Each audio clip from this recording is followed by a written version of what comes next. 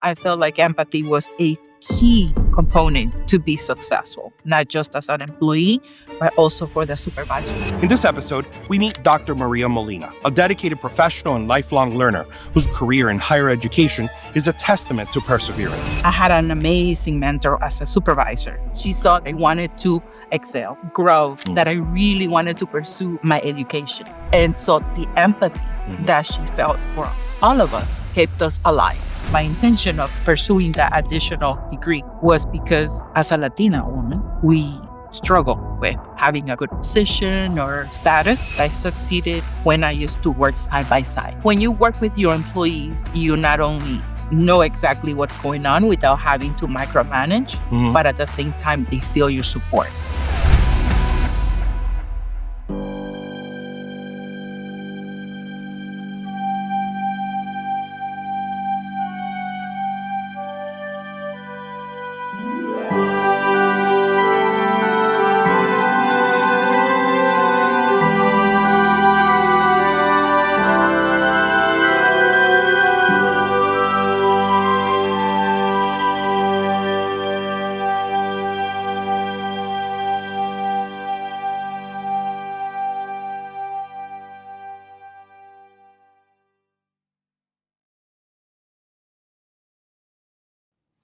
Resilience is not just about overcoming challenges.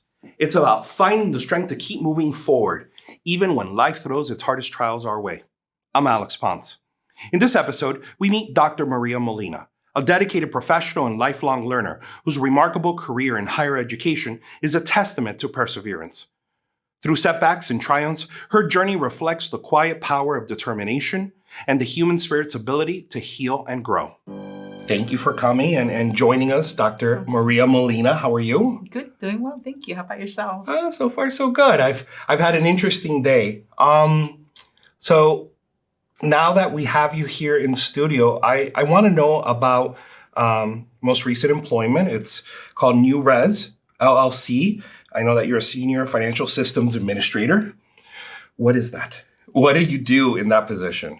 So I actually participated in an ERP implementation at the University of Miami a few years back. Okay.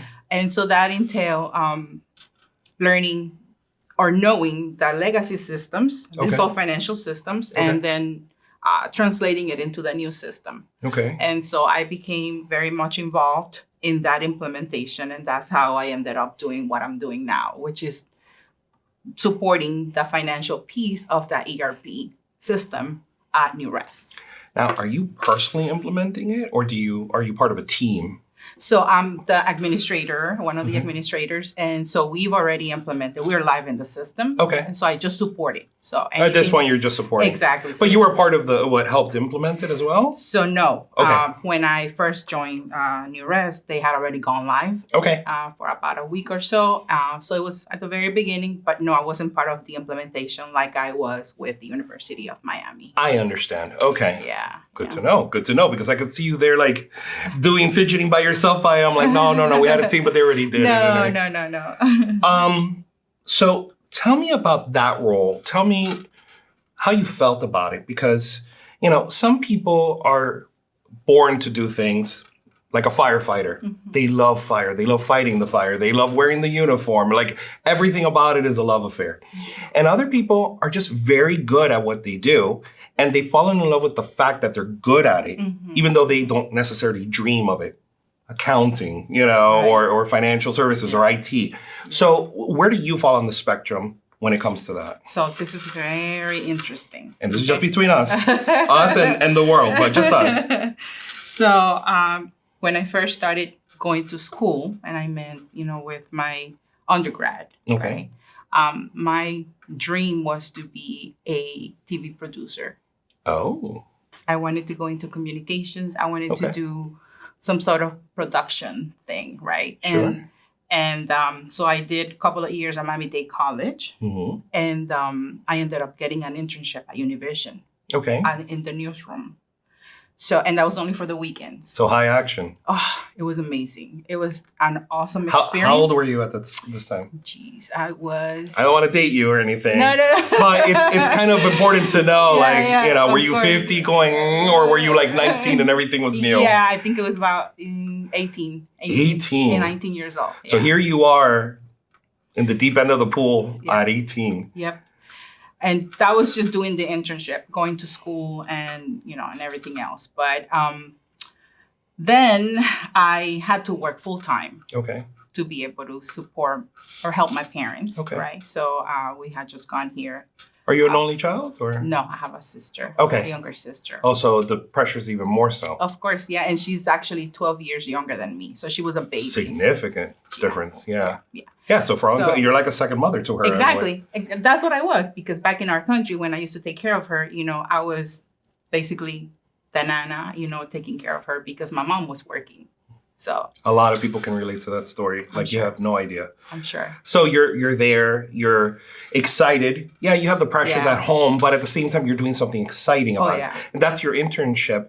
How long were you at this internship? Was it like summer or? 1 semester. Okay. I can't remember what, portion of the year, but 1 semester. But I loved it so much that I pursued another semester. Like Miami-Dade approved me to do a second semester. So you could do more of. So I could be there more, a little bit longer than expected. But nothing happened after that. An offer was not extended, or you decided to go in a different direction? Well, I had to continue. I had to finish my school. Well, that's kind of important. Yeah. So it's only a degree. Exactly. But I couldn't really attend school during the daytime, and a lot of the sessions that I have to be the classes that I have to be taken, they were in the daytime. Okay.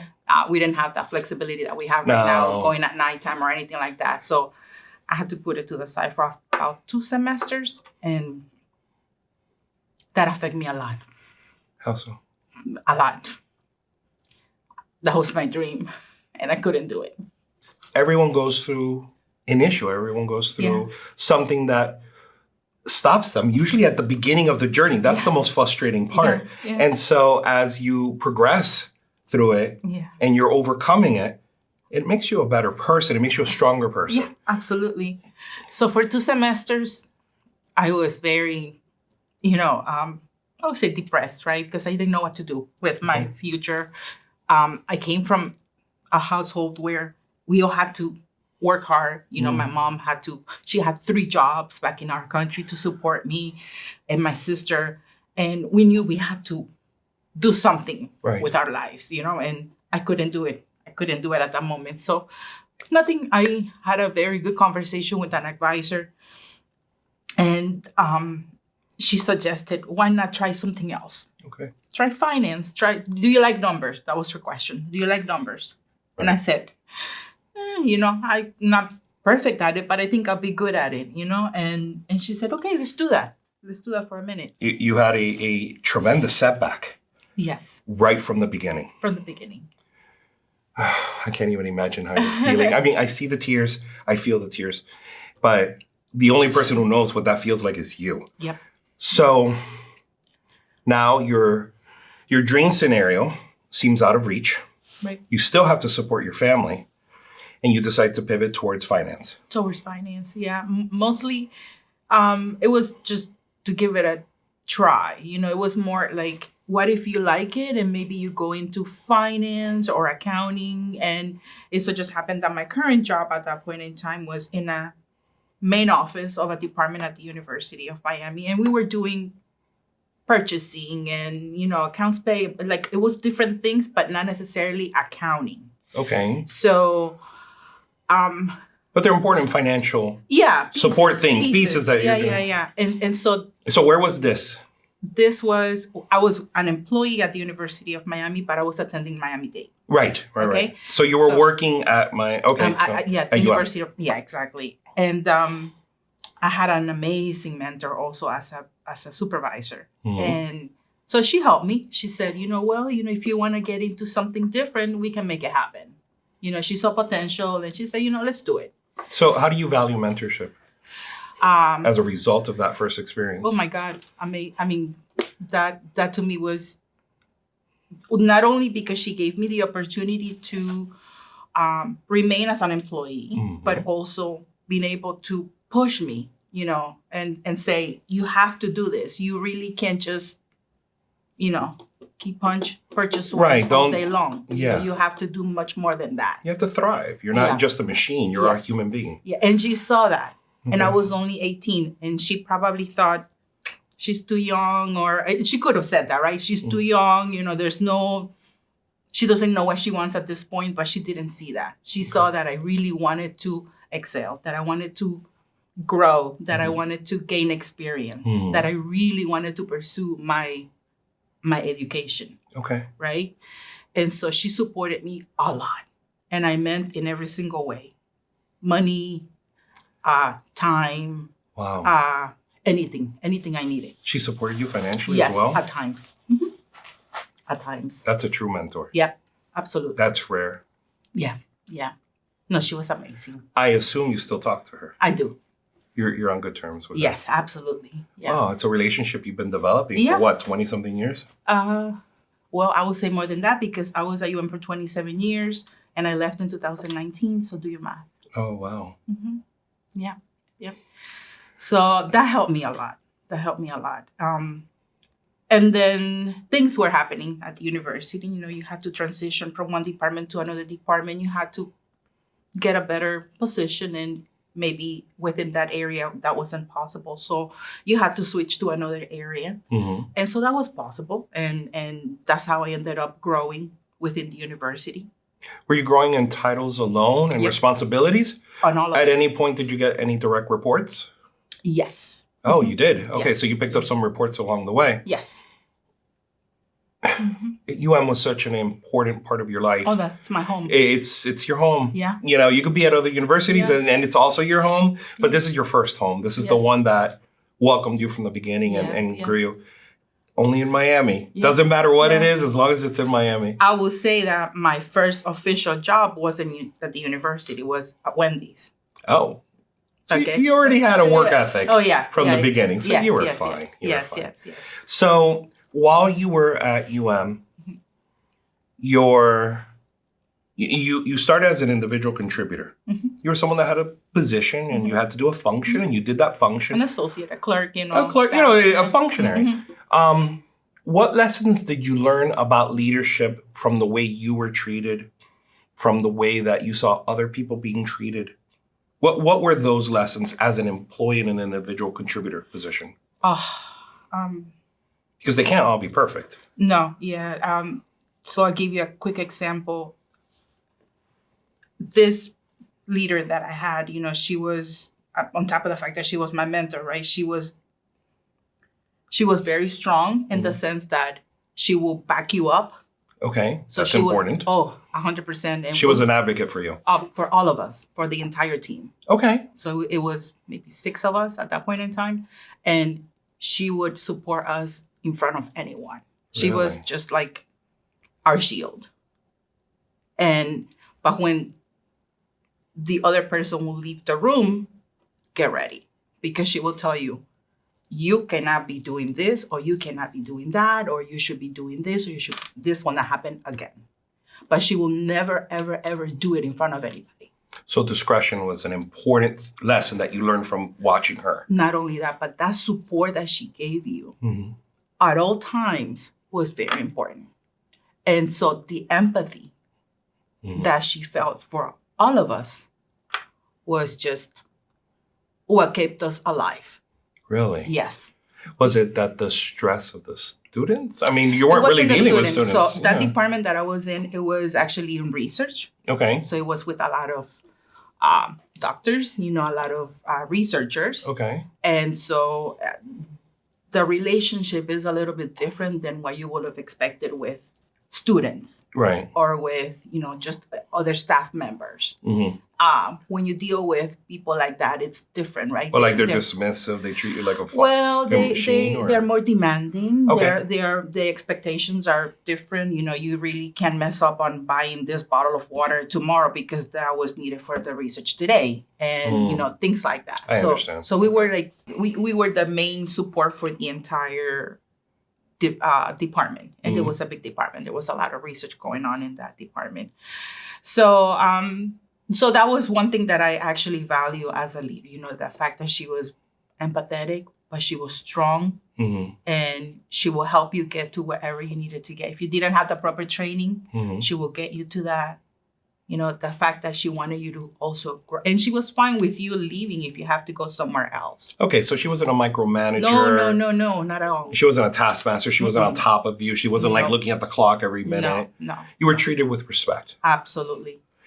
And this is one of your early lessons. Yes. So you're kind of spoiled. Oh, yeah. Because in the real world, and I say the real world is outside of academia. Yeah. Because everything outside academia seems to be different than inside. Yeah.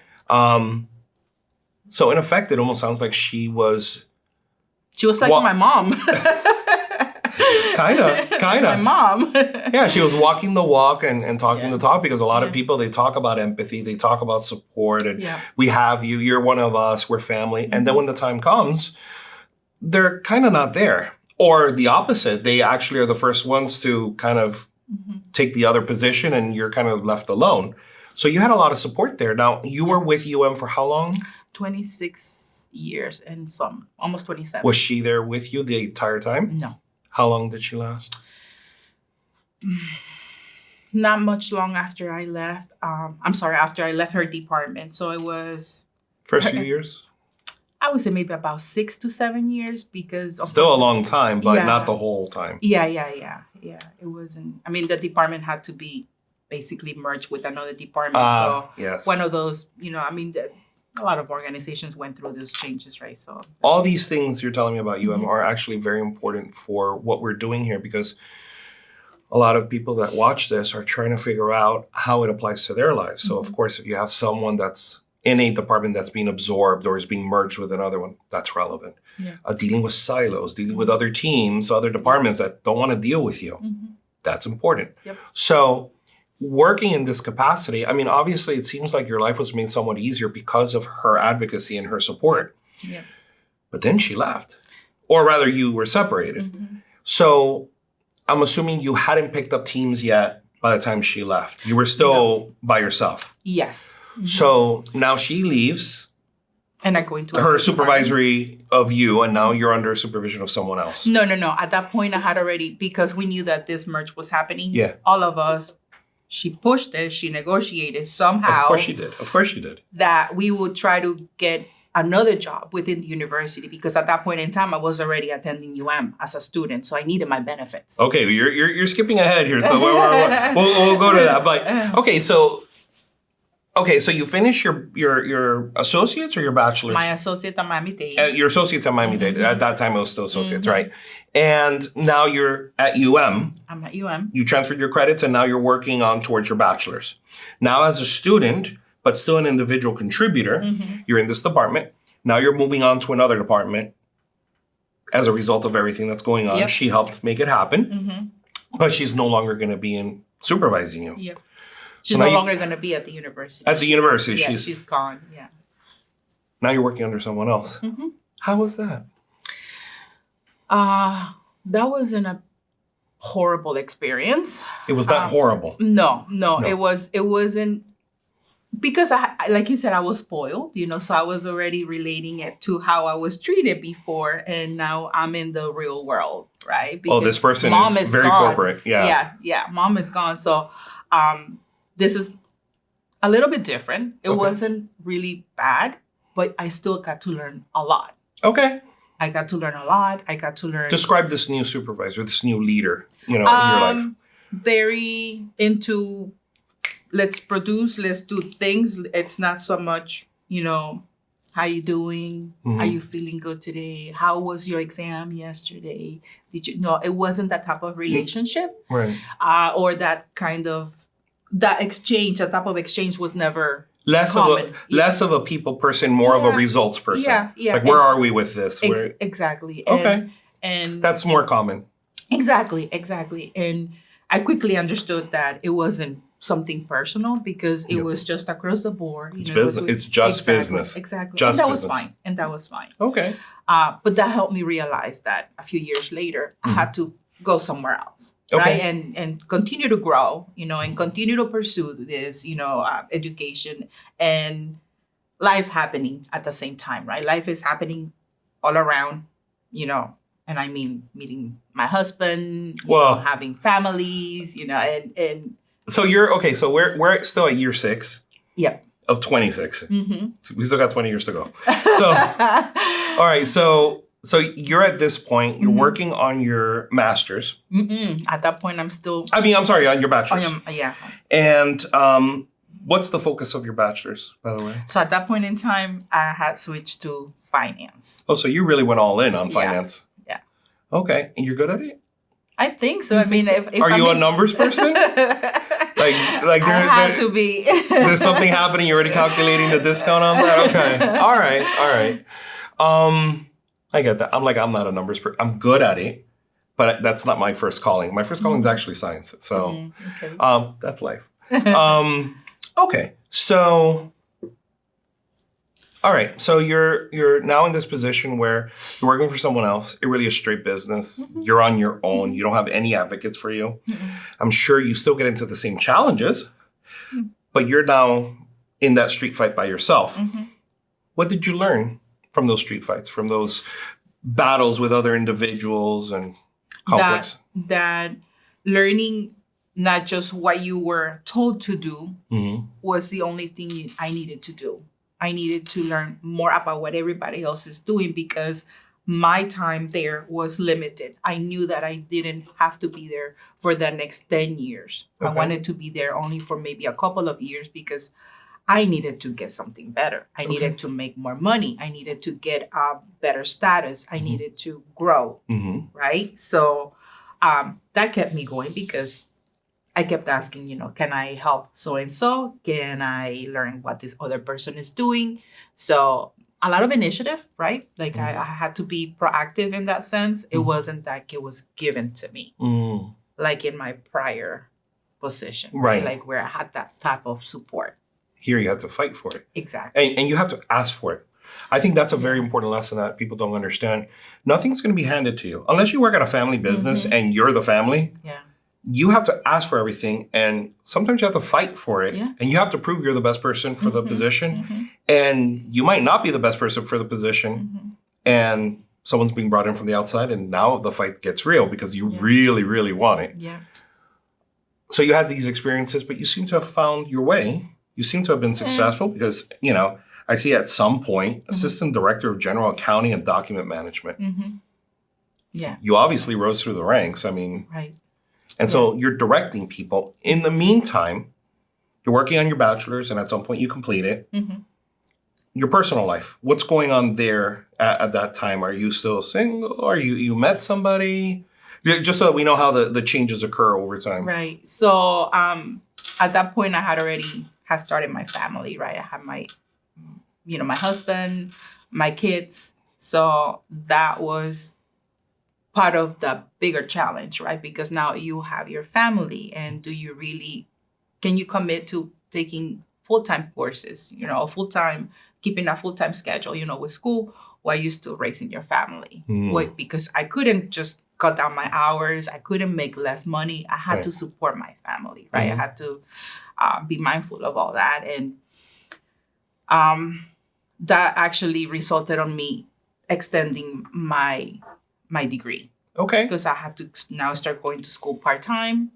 Everything slowed down. Everything. And that took me. So now another setback. I can tell you how many years, but in total it was about 13 years that it took me to get my undergrad. Yes. So before we proceed with the story, how did it feel walking across and hearing your name? Amazing. Molina. Amazing. And that's The Bachelor. Yeah. Oh, you're getting me a little bit here. So you continue working at UM. You kind of stayed in that position for a while? I stayed in that position for 11 years. Okay, so you made it your own. Yeah. And now you're the leader. I am one of the leaders, but you're a leader. Tell me what your philosophy was in how you led your department, in your position. I mean, obviously you're supporting the director, but what was your style, your way of being with your employees? And I will tell you that I succeeded a lot when I used to work side by side. Okay. When you work with your employees side by side, you not only know exactly what's going on without having to micromanage, but at the same time, they feel your support. Okay. And you understand where there is a struggle. So if there's lack of time because you couldn't complete this, I know why. And I can jump in and help you. I can support you. I can guide you, right? And so that, for me, worked flawless. Okay. And understanding why there were issues at some points, right? Personal issues, you were struggling because you couldn't pick up your kids in time. You had to be up until 5 o'clock in the office. You couldn't come to me because you wanted to leave a little bit earlier, negotiating schedules, things like that. And understanding the need, so being empathetic about that and flexible about that, flawless. That works. It's also relatable. Yeah. You've been where they are. You know what it means to pick up the kids. You know what it means to have to work late. Oh, yeah. Okay. So you had an amazing run. Your leadership style sounds very similar to your mentor. Yes. You basically extended that. Yeah. So the impact of that person didn't just stop with you and the department. It kept on going. Yeah, absolutely. I mean, I learned from the best. So that's a good way to, you have a good mentor when that's the way you talk about them years later. It's very nice. Yeah. So you're right now in this storyline. You have your family. You've been with UM for 26 years or so. You have your bachelor's degree. At some point, you get a master's? That's a good story, too. Oh, is it within the UM? It's within UM. Okay, so tell me about that. Because I think you got it at UM. Yes, I did. Yeah. I did. So because I was in that implementation that I mentioned at the beginning, that ERP implementation, I met a lot of people from different departments, right? And so I had this amazing friend that now I call my friend, and she came to work from the IT department. Okay. And she kept on telling me, why don't we pursue our master's program together? Oh. And I would tell her, oh, no, I don't have time. I have to get home and work with my kids on their homework and, and do this and do that. Right. And I was always pushing it to the side. But she was on me all the time about that. And she would tell me, we can just go right after work and just walk across the street and go to the classes.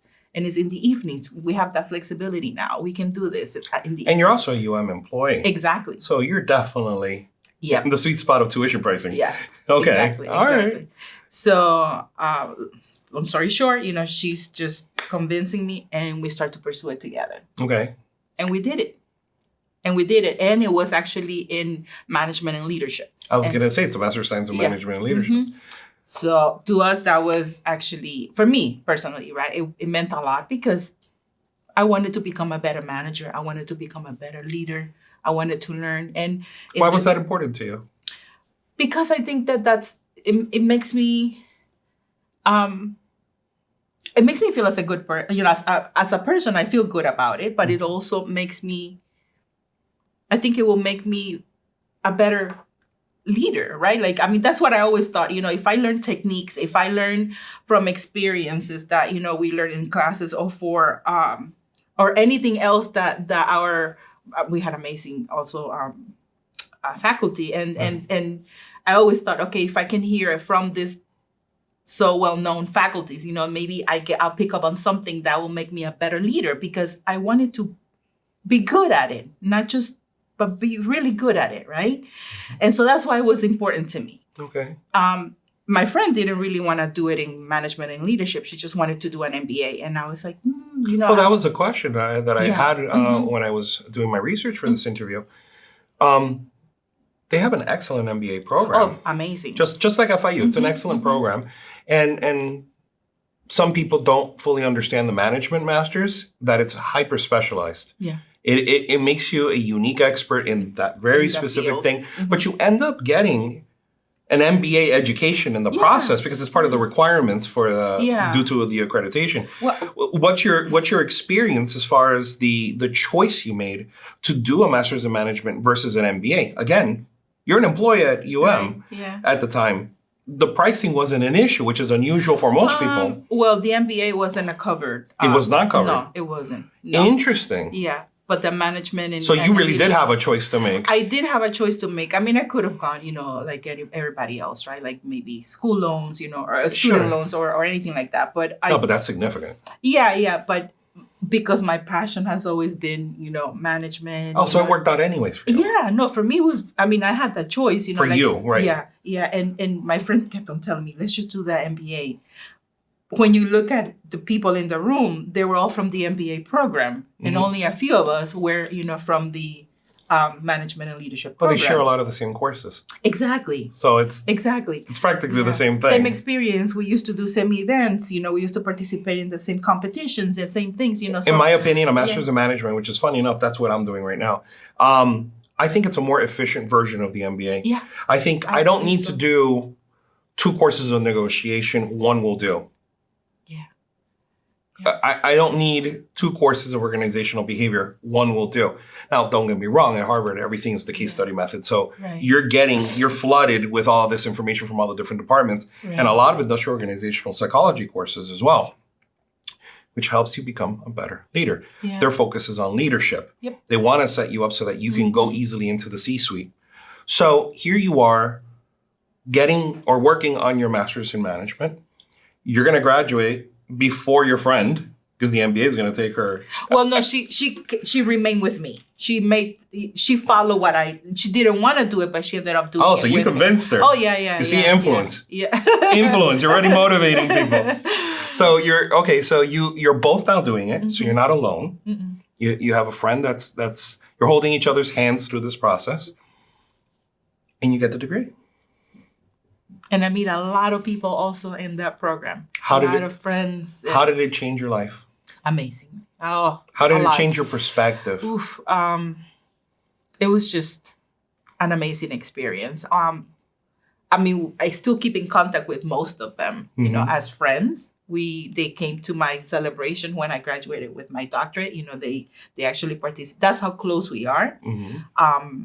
So it changed my life because, not only made me meet new people, create new friends, but at the same time, I share the same passion with this amazing group of people. So we are, in a group chat, always talking about things, oh, look what happened to so-and-so. Oh my God, this is great. Let's get together. Let's celebrate, things like that. And it was just an amazing experience overall. Now, you had a great mentor to begin your career. They seem to be doing everything the right way. Now you've learned formally the right and the wrong way of doing things. As a master's student at that point, you just got your degree, how would you rate your mentor? Would you say that she did it all right? Would you say that for the most part, she did things the right way? I mean, everybody's different, but would you say that it matched up what you were taught from experience, from watching the way she dealt with it, to the way that you learned is the optimal way to be a good leader? Because there's many ways to be a good leader. Did you find that she, for the most part, was that? Because you seem to have reacted very positively to the way that she helped you. Yeah. I would say that she acted a lot with her heart. Okay. When you are in a classroom, you're learning what the theory said, or what was found or what the experience was for, the person next to you. Right. And I would say that the way she led her department was very unique because it wasn't just doing the right things or what was required by her and by her entire team, but mostly because the way she felt about all of us. She always looked at us as my girls, they need to be in a better place. They need to make more money. They need to grow. They need, it was that mentality that she had versus you need to give me that report in time. So because of the way she saw you all, she may not have been doing things by the book, as they say, but because they came from the good place, Yes, it naturally worked out the right way. I think so. And I also think That's a huge compliment, because that means she's a natural. Yeah, I agree 100% that that's what it is, or that's what it was. Not only that, but she was also, while she was still supporting you, while she was still making sure that there was compliance and that we would deliver what was, everything that had to happen, at the same time, she knew when responsibility was there. And so she made us realize that, while I still think of you with my heart, you still got to get the job done. And so establishing that difference was always key. Okay, so boundaries were established. Absolutely. There's a time to be your friend. There's a time to be your boss. I'm always going to be both, but I can't always be one over the other. Okay. And I follow that when I was the leader in my other role. Up to the point where you got right. Yeah. So before we continue, now you're walking down the stage. Maria Molina, how did that feel, getting your master's? Imagine, I was on top of the world. Because it took you forever to finish the bachelor's. Yeah. And now, here you are just a few years later, here's your master's. Is it already feeling boring, or you're not used to it yet? I felt very accomplished, and I thought I was done. That's it, you did it. Yeah, I did it. I am done, this is nothing great. else to prove to anybody, No. not even to myself. Yep. All right. So, okay. So now you have your master's degree. You're still working at UM. I'm assuming you worked there a few more years? A few more years. A few more years? Well, actually, no. I left the year that I graduated with my master's. Oh, that's it. You got your master's and you're like, thank you, UM. I'm on my way out. But I'll tell you why. I got recruited by a consulting group. Okay. A consulting firm. I was going to ask you about that. Yes. Yeah. They had actually approached me way before I graduated. This is Huron. Yes. Okay. They had approached me a few years back, about a year or so, before I actually decided to go, because I got too comfortable at UM. Okay. Okay, and that's not good to do. What describe too comfortable? This is my home. I got security, job security.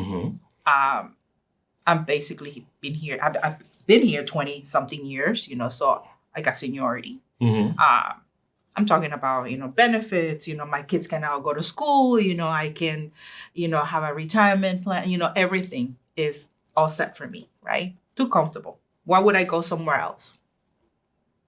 Right? Apart from getting a worldview, expanding yourself. Yeah. Yeah. So after talking to many of my friends, listening to the person that tried to recruit me. Sure. Yeah. I was basically, convinced to go. I had to, how can I say, I was afraid to leave my comfort zone, because. You weren't by yourself. You were with your husband. Oh, yeah. And I'm assuming at that point you were in a financial place that you could make the jump? Because some people are scared to make the jump because of financial reasons. Yeah. But you were comfortable enough to make. Oh, yeah. It's still scary. Yeah. But you're better situated to be able to do it. You're positioned to do it. Yeah. Okay. But I think I was just scared to make that move. It's a big move. Yeah. And it was different, right? Because I'm not the client anymore. Now I am the consultant. I'm supposed to guide you through these changes or this new system, or Well, I see here HCM projects, Workday financials. So it was very different to be on the other side of the coin, right? Because now I'm telling you how to do things versus somebody else telling me how to do it. What was your consulting limited to? How to use systems or implement systems, or did it also involve talent management, like HR? It was strictly systems, functional. Okay. Yeah, like the function. But you still had to deal with more than one person. Oh my God, yeah. Many. On your side too? Yeah. Yeah. So your consultants, your team with Huron, few people, 5 people, because I've seen some of these meetings where it's supposed to be one person for the client, and all of a sudden there's a board meeting. There's a customer meeting, all of a sudden there's like 15 people from your company. You're like, where did all these people come from? Yeah. And they're either there to observe or to support or whatever. So in your case, you had like a little squad of people that would be with you as part of this process? Yeah. I mean, I wasn't the lead, the leader in that group. I was just like an associate because I was starting from the bottom also. Okay. Maybe going into something completely different. But another scenario where I had also had an amazing amazing project manager. And she was just like another mom to all of us in the group. So another spoiled experience for me because, I was very good, You seem to be very lucky. Yeah, absolutely. Okay. And that was just awesome experience, exposure, to not just to new knowledge, but also management style, like we were talking earlier. But at the same time, it was cut short because of COVID. So I got laid off, and that was... How long had you been with them at this point? 17 months. So you're there 17 months, and no sooner are you starting to get comfortable, we're going to have to shut down this department or whatever. Well, it was more, like, we're going to have to let this many people, or a lot of people go. Right, they didn't say what number, but they said we're going to have to do that because a lot of our projects are actually being shut down because of COVID. We couldn't travel to the client. We couldn't get on in a plane. We couldn't do anything anymore. I know many people that were in the tech industry, and they had LATAM. So they had to fly out to Central and South America, and all of a sudden COVID comes. Well, flights got shut down for what feels like a year. And that's the end of the department. Like, there is no more LATAM until they reopen things. So now you suffered yet another setback. Granted, they were not back to back, but it's still a setback as a setback. What do you do? I was very lucky again because in a month, I found new res. They found you. They found me, yeah. One way or the other, you're going to be found. You're being recruited. Yeah. So now you're working for New Res. You didn't have to suffer too long, only 1 month. At some point, you're considering getting a doctorate. So that happened before. New Res. That happened that happened during COVID, and it happened while I was still with Huron. Okay. And so, so COVID is hitting. You're still with Huron. They haven't shut down yet. And you decide, for whatever reason, you know what? I haven't done enough in my life. I need to spend some more time studying. What inspired that? That was my same friend from UM. She pushed me. The troublemaker that wants you to be ambitious and succeed in life. Yes. Okay. And so she started doing the entire research. What school do we go to? Look at this program. Look how much it is. She's sending me all this. Like, you don't have to worry about it. I'll give you all this. Oh, so you really went into this. Yeah. And so we enrolled into the program here at FIU. Well, this is a very unique program. I mean, I've mentioned it to other individuals too, that even though other universities have, some version of a doctorate in business administration, they tend to be PhDs. And the few that do DBAs are either not very good or they're somewhat inconvenient because you have to dedicate time on campus. And that's kind of painful if you're not from that city. And so FIU stands out, in my opinion, as one of the best options. Yes, absolutely. Is that the what you found in your research, that it was the best option for you? Yes, absolutely. So I applied to the PhD program at UM as well. Okay. And one advice that we got from one of our prior faculty members, she would say, if you're going to go for a doctoral program or for your doctorate, don't do it at the same organization where you got your master's program. Really? Yeah. That was a piece of advice. And she always Any particular reason why? She would just say that it doesn't look good on a CV, on a resume. So why not just pursue? Like, it didn't want to seem like if it was easy to get into it. I understand. Well, it also shows adaptability because anybody who understands the system, if you stay in that system long enough, you can maneuver it any way you want. Yeah. But someone that's achieved success in different organizations shows that you're highly adaptable. Yeah. Besides, it's interesting. You're seeing different things, Yeah. So here you are. You're applying for the doctorate in business administration. You're not doing a 5-year academic research program. You're doing a 3-year, which is 2 + 1. And it's very rigorous. What did you hope to get out of it? Like, what was the, I mean, yes, it's another degree, but it's not the same focus. Yeah, absolutely. So I wanted to get a better understanding why empathy wasn't really there all the time Hmm. when I had my multiple jobs Mm-hmm. and I had different supervisors. Mm-hmm. I felt like empathy was a key component to be successful, not just as an employee, but also for the supervisor to be successful. And if that wasn't there, it wasn't really a very good experience.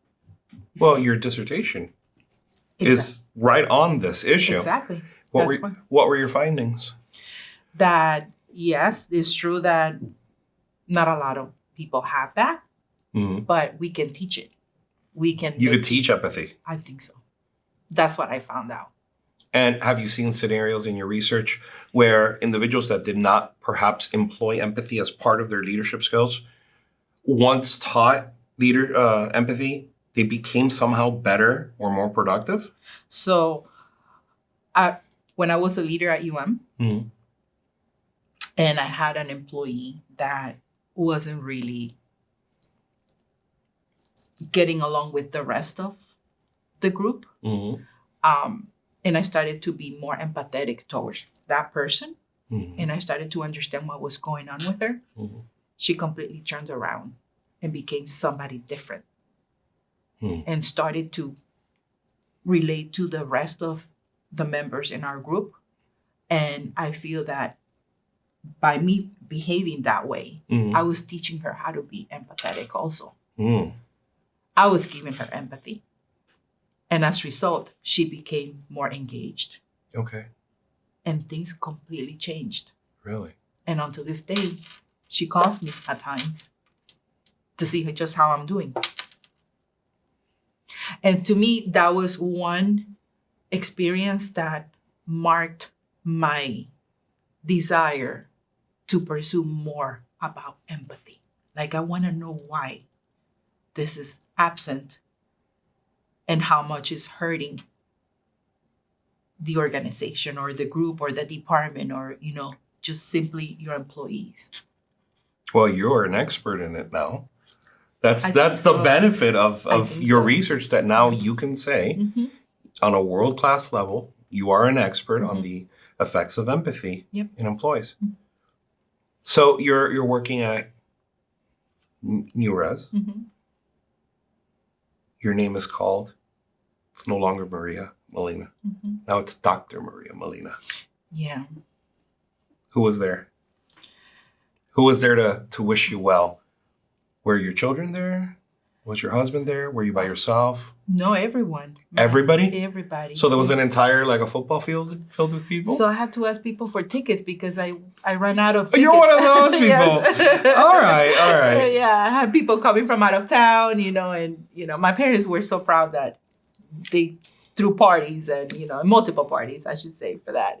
So, yeah, I mean, that was a lot of people participating. So I was very blessed to have a lot of people with me. And now that you're Dr. Molina, how do people treat you? Do you feel any difference? Does it feel the same? It's hard to get used to it at first. And we joke about it as a group, we always joke about it. But I wanted to answer your prior question. Sure. My intention of doing this program, right, or actually pursuing that additional degree was because as a woman, as a Latina woman, right, we struggle with having a very good position or having a good status. So you hope that something like this will help you get to a better point. Maybe not up there, but to a better point. And put some weight on this resume, right? Because you've done something that only, like Dr. G used to say, 1% of, it's remarkably small. It's less than that probably. Right.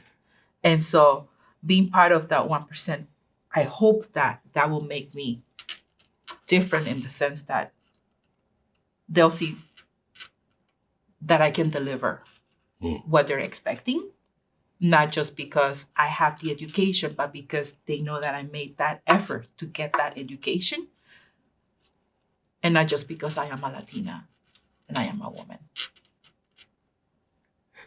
This ties in directly with the part in the interview where I usually ask the question, the struggles that you've gone through to get here. Yep. I mean, the setbacks that you suffered are heartbreaking right off the bat. And I mean, have you considered exploring production management?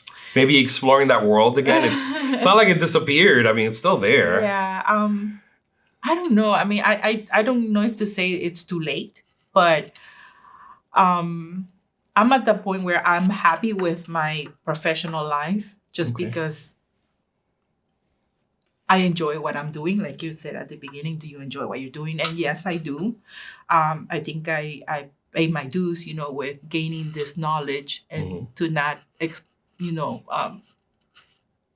use it at this point. It would be, I don't know. I would feel like I wasted my time. Okay. But I think it also, I feel good when I do what I do and there's this sense of, the system is doing what it needs to do. The system is great. People are happy, with what the system is doing. So there's also satisfaction, on my end. But no, I don't think I've thought of, going into what I originally, wanted to do, which it was, production. But that wasn't your only setback. Yeah. Do you ever close your eyes and wonder about those times that you suffered, those setbacks, your mom working 3 jobs, and now here you are, being told that you're now the expert, you're Dr. Maria, Molina, you're the one being consulted. What's your opinion? Because your opinion matters. We will pay you money. Tell us what you think. Right. How does it make you feel? That journey of every single suffering that's occurred on the way there. Super accomplished. I would love to be able to meet more people and have these conversations, right, about what I've learned, what can we change. I would love to be able to do that, but that hasn't been the case because unfortunately what I do is not so much into management. It's not so much into what I learned in school, what I went to school for. Right. It's more of a technical job, So, so when I have these conversations of what you say, what do you think about this? It makes me so excited because it's like my passion. Yeah. Right. But it isn't in my job. It isn't in my current job. It hasn't been in my prior job. I just know that the stuff that I've learned, all that stuff that I've learned throughout these years, not just from experience, but also from school, that I'm able to apply it. Whether I am a leader in my organization or not, right. I'm able to apply it. And that makes me very happy. It makes me feel accomplished. Yeah, people don't understand that leadership isn't just following one person. Yeah. Everybody's a leader. Yeah. And you lead your own life and you lead your relationships. I think with that, you close out the segment so beautifully. I don't think anything more I can add to it. Dr. Maria Molina, thank you so much for joining us. Thank you. And I wish you nothing but the best. Thank you. Resilience is about finding the strength to keep moving forward no matter the obstacles. Let this be a reminder to face challenges head on and trust in your ability to overcome. This episode is dedicated to those who persevere through hardship and continue to lead with courage and grace. I'm Alex Ponce. See you next time.